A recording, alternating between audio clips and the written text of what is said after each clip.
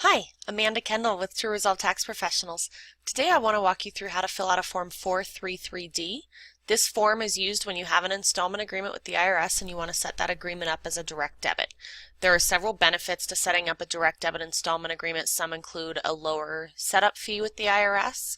Second big advantage of a direct debit agreement is that depending on how much you owe and how much you're paying, you may qualify to have your lien withdrawn with a direct debit agreement as well. So we're going to walk through how to fill this out. So you can see here, right here, that I have filled in name and address. I'm just using my information on this here.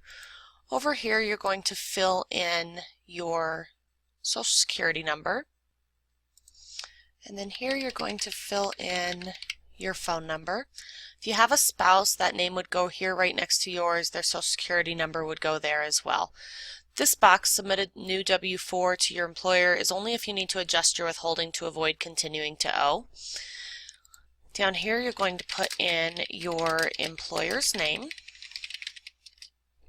and address. So again, I'm just going to use my information for this purposes of filling this out today.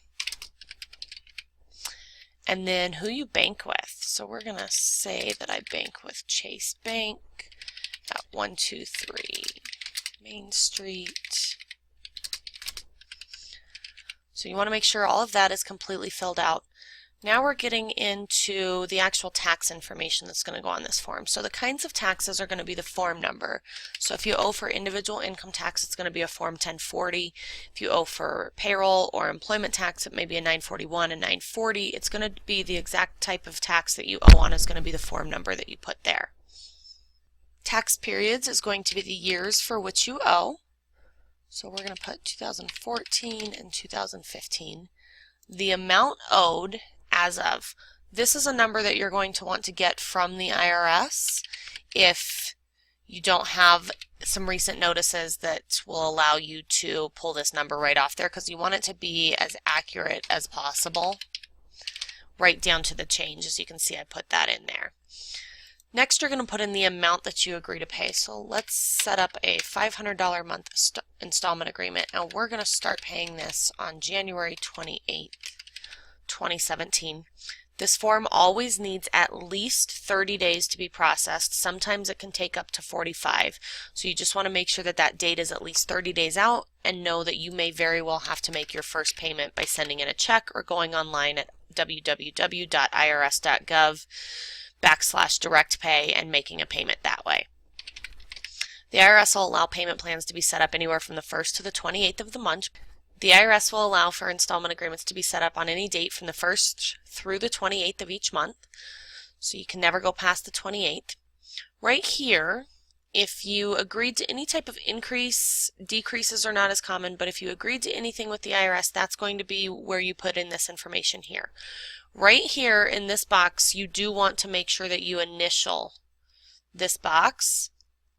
If this box is not initialed when you send this to the IRS, this is not going to be considered a complete form and they will return it. Cannot be typed in initials like this. It does need to be handwritten initials.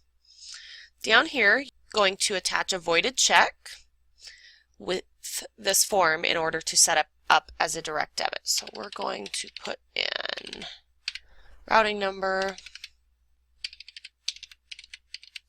account number. You want to make sure those pieces of your form are complete as well and accurate.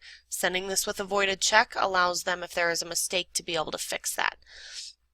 The last part of this form is going to be signatures and dates down here.